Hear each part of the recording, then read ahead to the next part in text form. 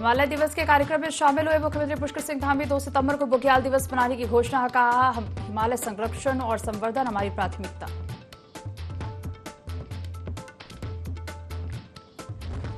आय से अधिक संपत्ति के आरोपों पर बोले मंत्री गणेश जोशी, आरोपों से मुझे ही हुआ फायदा, मुख्यमंत्री को दिया है पूरा विवरण।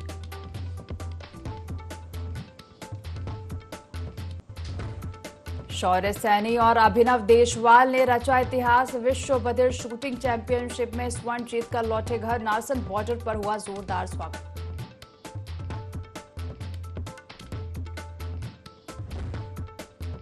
हरिद्वार के नए जिलाधिकारी करमेन सिंह का औचक निरीक्षण, कई विभागों में अनुपस्थित मिले अधिकारी। डीएम ने सभी अनुपस्थित अधिकारियों कर्मचारियों का वेतन रोकने के दिए आदेश।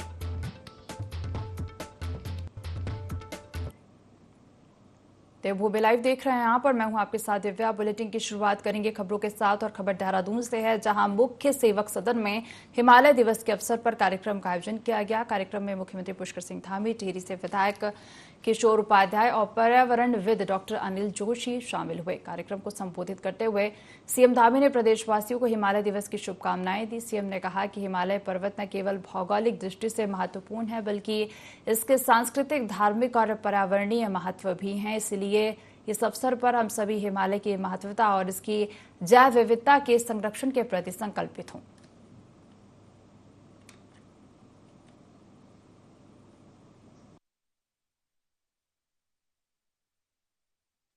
लगता है कि हम सब कुछ करने वाले हैं, हम ही करता है, हम ही सारे कार्यक्रम करते हैं, हम ही आयोजन करते हैं, हम ही संयोजन करते हैं। लेकिन कई बार ईश्वर का संयोजन होता है और कई बार नहीं, हर बार वो कुछ और कर रहा होता है और समय समय पर वो हमको एहसास भी कराते रहते हैं। इसको मतलब अपने उसमें रखे रहिए, जिससे कि जो है आप अच्छे कर्म करते रहिए, सत्कर्म करते रहिए।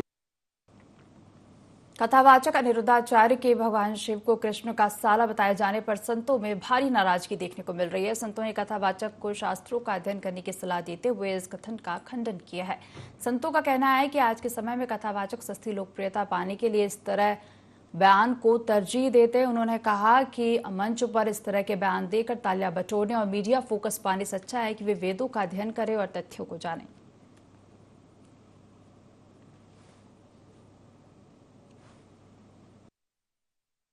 मैं इस बात का खंडन करता हूं। भगवान शिव के साले कैसे भगवान श्री कृष्ण हो सकते हैं? भगवान जगत गुरु हैं, योगेश्वर भगवान। एको हम ब्रह्म द्वितीय नास्ति, शास्त्र कहता है एको हम ब्रह्म द्वितीय नास्ति, एक ही परमात्मा है, उसके अनेक रूप हैं। अब कथावाचक लोग अपने रोटी सेकने के लिए अनेक प्रकार की बातें करते हैं, लोगों से तालियां बजाने के लिए। अगर कथावाचकों को हम निवेदन ये करते हैं कि वो शास्त्रों को पढ़े, वेद को पढ़े। केवल मंच में तालियां बजाकर मीडिया के माध्यम से प्रशंसा पाने का मतलब अध्यात्म गुरु नहीं बनता है। जितने भी आज भारतीय संस्कृति का बेड़ा गरा इन कथावाचकों ने किया है। देखिए, ये सब प्रवचन उन्हीं से पूछा जाए। आजकल इतने कथावाचक हैं, जो मन में आता है बोलते हैं। सोशल मीडिया का जमाना है, कोई पैसा खर्च तो होता नहीं है। आप जो भी वायरल करवा दीजिए, कौन किसका साला है, कौन किसका बहनोई है। ठीक से शिव जी साले हैं तो साले बहन कौन है उनकी? शिव जी तो स्वयंभू है, वो स्वयं प्रकट हुए हैं। अभी आजकल टीवी वाले बाल गणेशा की जगह बाल शिवा भी बनाते हैं। कब पैदा हुए शिव जी? वो स्वयंभू है। तो किस तरह का संदेश उनको? संदेश है कि थोड़ा सा शास्त्रोक्त बात किया जाए, कुछ भी समाज में न फैलाया जाए, इतनी जल्दीबाजी में न उड़े लोग। प्रदेश में धामी सरकार राज्य स्थापना दिवस यानी कि 9 नवंबर को प्रदेश में समान नागरिक संहिता को लागू कर सकती है। वही यूसीसी को लेकर विपक्षी दल कांग्रेस के द्वारा लगातार भाजपा पर इसका चुनाव में लाभ लेने का आरोप लगाया जा रहा है, जिसको लेकर भाजपा विधायक विनोद चमोली ने कहा कि राजनीतिक दल अगर जनहित में कोई फैसला लेता है और उसका लाभ उस दल को होता है तो उसमें कांग्रेस को किस बात की शिकायत।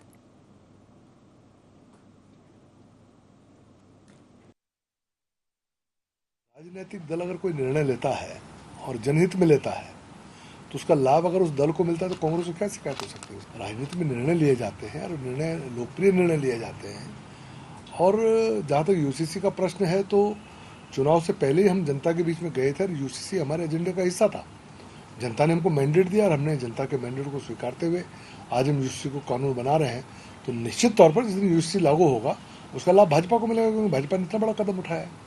और आज उत्तराखंड तो अपने आप में इतिहास में कहीं ना कहीं वर्णित हो गया है कि ये पहला राज्य होगा जिसने यूसीसी लागू किया है। आय से अधिक संपत्ति मामले में घिरे कैबिनेट मंत्री गणेश जोशी का बयान सामने आया है। मंत्री गणेश जोशी ने कहा कि इसका पूरा विवरण उन्होंने मुख्यमंत्री धामी को दे दिया और इससे उन्हें बड़ा फायदा होने वाला है। गणेश जोशी से जब सवाल पूछा गया तो उन्होंने कहा कि जो आरोप मुझ पर लगाते हैं उससे मुझे बड़ा फायदा होता है। 2016 में तात्कालिक हरीश रावत सरकार में मुझे शक्तिमान घोड़ा प्रकरण में फंसाया गया। इसका फायदा यह हुआ कि मेरी बेटी राष्ट्रीय नेता बन गई, जिससे मैं हरीश रावत का बड़ा योगदान मानता हूं। इस समय मेरी बेटी यानी नेहा जोशी अगर सड़कों पर नहीं उतरती तो उसको आज कोई नहीं पहचानता। उन्होंने कहा कि कोविड के समय जब मैं राशन बांट रहा था, इस दौरान विपक्ष के नेता यह आरोप लगा रहे थे कि ऑक्सीमीटर कहीं नहीं मिल रहे हैं।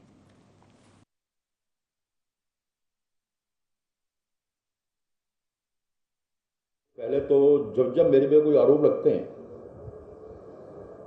मुझे उसका बहुत फायदा होता है, मेरे या मेरे परिवार को। अगर आपको ध्यान होगा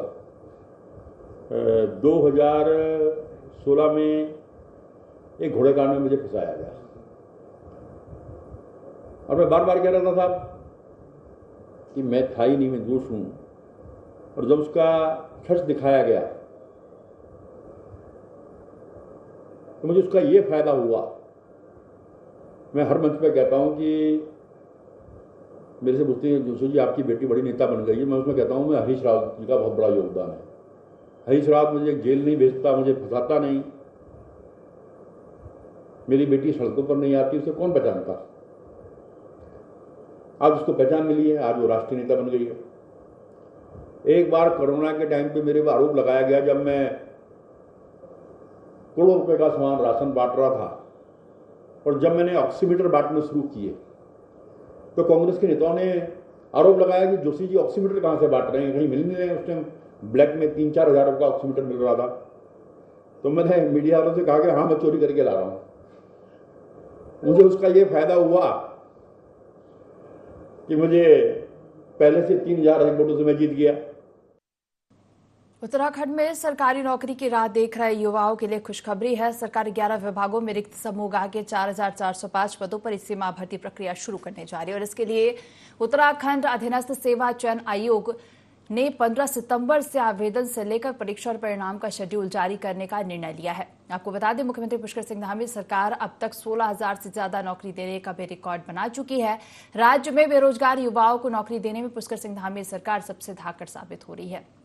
सरकार ने मात्र 3 साल के भीतर 16,000 युवाओं को विभिन्न विभागों में नौकरी देने का रिकॉर्ड बनाया है। वहीं भाजपा प्रदेश प्रवक्ता सुनीता विद्यार्थी का कहना है कि 23 साल के इतिहास में सबसे ज्यादा सरकारी नौकरी देने वाली धाकड़ धामी की सरकार है।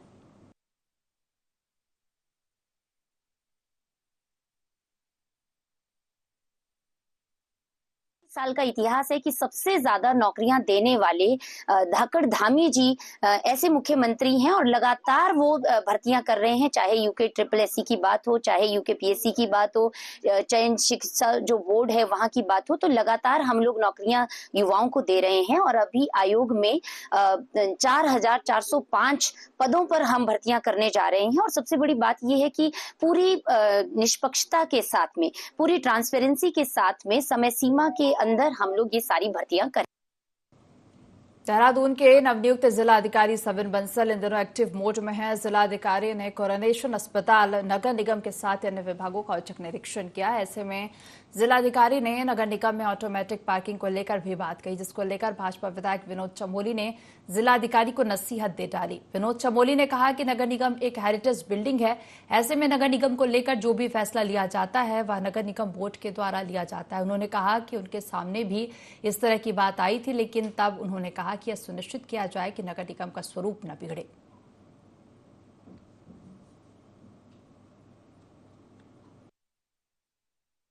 बारे में कोई भी निर्णय जिलाधिकारी को जल्दी में नहीं लेना चाहिए, क्योंकि बोर्ड के चुनाव तुरंत होने जा रहे हैं। जो भी निर्णय ले वो बोर्ड को लेना चाहिए, क्योंकि बड़े मामले हैं। ये सब मसले मेरे सामने भी आए थे। नगर निगम एक हेरिटेज बिल्डिंग है, देहरादून का सेंटर है, उसमें छेड़छाड़ नहीं हो सकती है। और मैंने ये कहा था अगर पार्किंग होनी है तो फिर हमको अंडरग्राउंड जाना पड़ेगा और अंडरग्राउंड बेसमेंट पार्किंग का वहां पर प्रोविजन हो सकता है, लेकिन ऊपर का स्वरूप न बिगड़े ये सुनिश्चित करना पड़ेगा।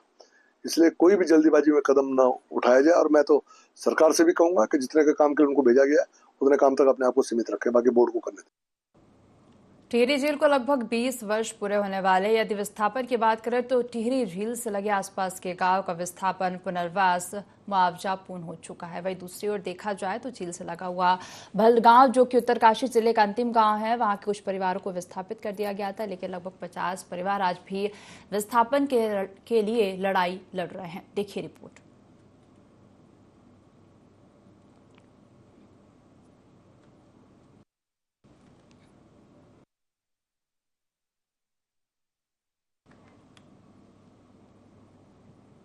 विद्या भारती अखिल भारतीय शिक्षा संस्थान ने विकासनगर के सरस्वती विद्या मंदिर इंटर कॉलेज में खेलकूद प्रतियोगिता आयोजित की, जिसमें मुख्य अतिथि के तौर पर भाजपा के प्रदेश अध्यक्ष और राज्यसभा सांसद महेंद्र भट्ट ने शिरकत की। इस प्रतियोगिता में 135 स्कूलों के 350 छात्र छात्राओं ने प्रतिभाग किया। प्रतियोगिता के दौरान प्रतिभागी छात्र छात्राओं ने 100 मीटर से लेकर 1500 मीटर रेस, ऊंची और लंबी कूद जैसे अन्य खेल कूद में प्रतिभाग किया। जहां राज्यसभा सांसद महेंद्र भट्ट ने प्रतिभागी छात्र छात्राओं की हौसला अफजाई करते हुए कहा कि पढ़ाई के अलावा खेल कूद के जरिए स्कूली बच्चे अपनी प्रतिभा को निखार सकते हैं। साथ ही प्रतियोगिता के विजयी छात्र छात्राओं को पुरस्कृत कर सम्मानित भी किया गया।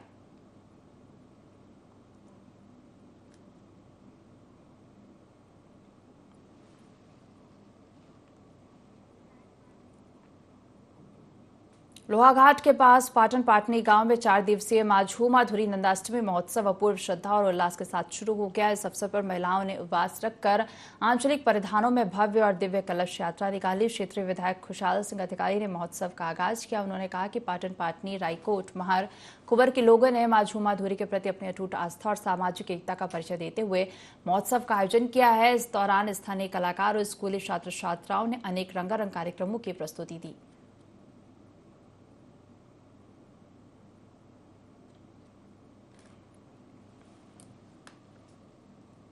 हरिद्वार के नए जिलाधिकारी कर्मेंद्र सिंह अक्षर मोट में आ गए हैं। जिलाधिकारी ने मुख्य शिक्षा अधिकारी कार्यालय, जिला शिक्षा अधिकारी कार्यालय बेसिक और माध्यमिक, जिला आपदा प्रबंधन अधिकारी कार्यालय का औचक निरीक्षण किया। इस दौरान कई अधिकारी और कर्मचारी अनुपस्थित पाए गए। जिलाधिकारी ने अनुपस्थित पाए गए सभी अधिकारियों और कर्मचारियों का वेतन रोकने और स्पष्टीकरण देने के निर्देश दिए हैं। जिलाधिकारी ने स्पष्ट निर्देश दिया कि सभी अधिकारी और कर्मचारी निर्धारित समय पर कार्यालय पहुंचे और कार्यालय में आने वाले व्यक्तियों और फरियादियों की पूरी शालीनता से समस्याएं सुनकर उसका निस्तारण करना सुनिश्चित करें। साथ ही जिलाधिकारी ने स्पष्ट निर्देश दिए कि उनकी अनुमति के बिना कोई भी अधिकारी मुख्यालय नहीं छोड़ेगा।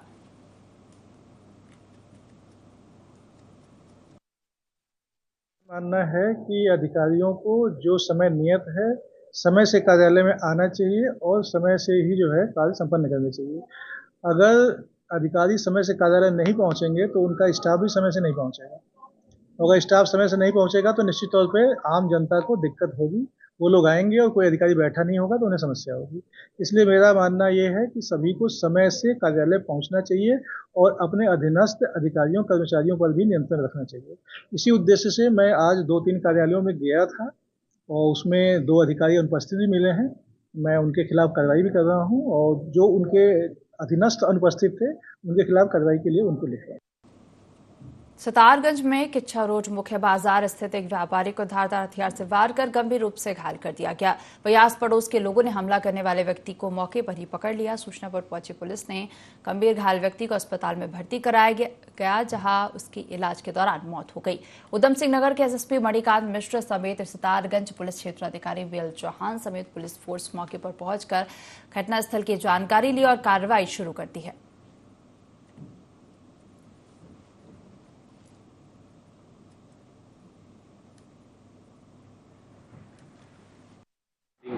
गुरविंदर पाल सिंह की उम्र करीब जो है उनकी 55-60 साल के आसपास है।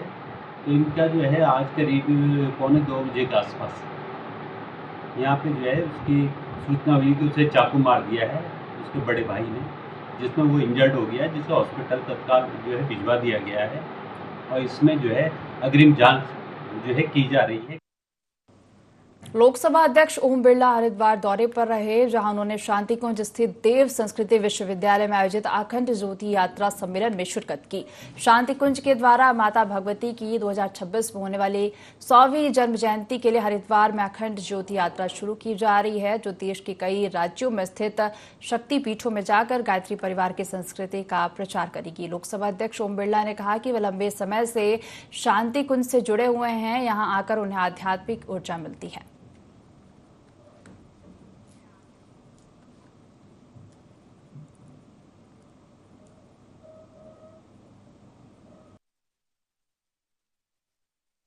कुछ से आज अखंड ज्योति यात्रा निकली है।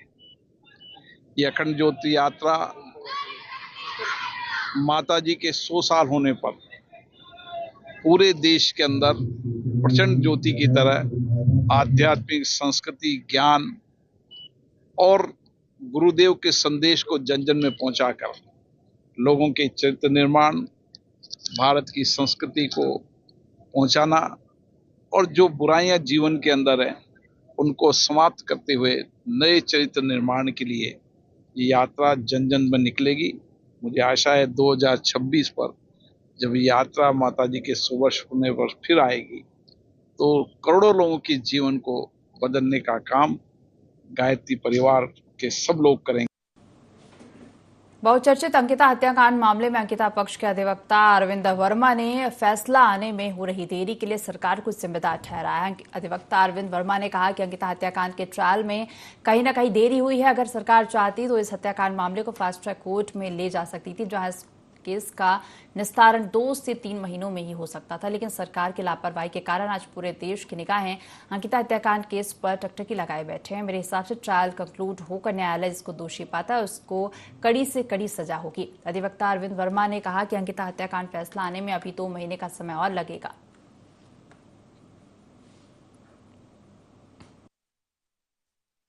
अक्टूबर की घटना है, 2023 से इसमें ट्रायल स्टार्ट हुआ और ट्रायल स्टार्ट होने के बाद आज उसमें अब वो ट्रायल अंतिम क्षणों में है, क्योंकि अभी इन्वेस्टिगेशन ऑफिसर के 4 दिन चीफ एग्जामिनेशन जिसे कहेंगे मुख्य परीक्षा हुई, अब उसका क्रॉस एग्जामिनेशन है। अब 3 दिन उसको 3 डेट लग चुकी है, क्रॉस एग्जामिनेशन चल रहा है। तो अब डिफेंस के लॉयर या बचाव पक्ष कितना उसमें अभी क्रॉस एग्जामिनेशन में और टाइम लेगा। उसके बाद उसकी स्टेज आएगी 313, जो बयान एक मुलजिम के होते हैं उससे पूछा जाता है कि भाई आपने इस तरीके की कृत्य किस प्रकार की या आपको इस संबंध में और क्या कहना है। उसके बाद उसमें फाइनल बहस होगी, देन तब उसके बाद कहीं जजमेंट जाएगा।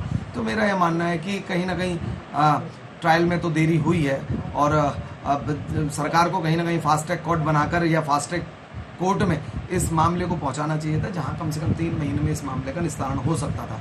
तो इसी वजह से आज पूरा उत्तराखंड, पूरा देश इस अंकिता हत्याकांड वाला जो ट्रायल चल रहा है टकटकी लगाए देखा है। मेरी माताएं बहनें, काफ़ी माताएं बहनें हर बार जब पेशी होती है तो कोर्ट के बाहर आकर खड़ी होती हैं, वो गुहार लगाती हैं कि तो मेरे हिसाब से जल्द अब ट्रायल कंक्लूड होकर इसमें जो भी न्यायालय जिसको दोषी पाता उसको कड़ी से कड़ी सजा।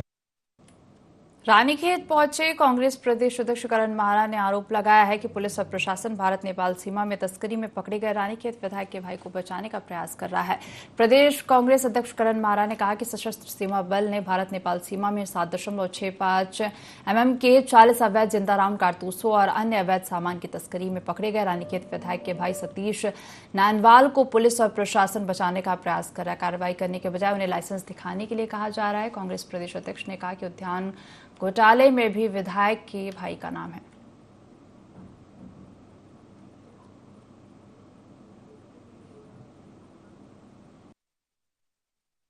रानीखेत के विधायक प्रमोद नैनवाल जी के छोटे भ्राता सतीश नैनवाल जी कल इंटरनेशनल बॉर्डर पर सशस्त्र सीमा बल के द्वारा पकड़े गए हैं। 57 बटालियन ने इनको पकड़ा है। कारतूस इनके पास से पकड़े गए हैं, वो भी जिनकी संख्या 40 है। प्रशासन और पुलिस उनको बचाने में लग गई है। ये कहा जा रहा है कि उनको समय दिया गया है कि वो लाइसेंस दिखाएं। मैं पूछना चाहता हूं कि क्या ये एक नजीर नहीं बन जाएगी कि आदमी गोलियां सप्लाई करेगा, अवैध सामान सप्लाई करेगा, पकड़े जाने पर वो कहेगा कि अब लाइसेंस में फलानी जगह छोड़ के आओगे, मैं लाइसेंस दिखाता हूं। हल्द्वानी में प्रदेश कांग्रेस कमेटी के अनुसूचित जाति समाज पर हो रहे अत्याचार के विरोध में प्रदर्शन कर 1 घंटे का मौन व्रत रखा। इस दौरान हल्द्वानी से कांग्रेस विधायक सुमित्र देश ने बीजेपी पर हमला बोलते हुए कहा कि बीजेपी सरकार के राज में भ्रष्टाचार हो रहा है, लेकिन सरकार कुछ भी करने में असमर्थ है। बीजेपी सरकार को गद्दी छोड़नी चाहिए और नई सरकार को शासन करना चाहिए, क्योंकि जिस तरह से बीजेपी के राज में लगातार अत्याचार हो रहे हैं, ये एक विषय बनता जा रहा है।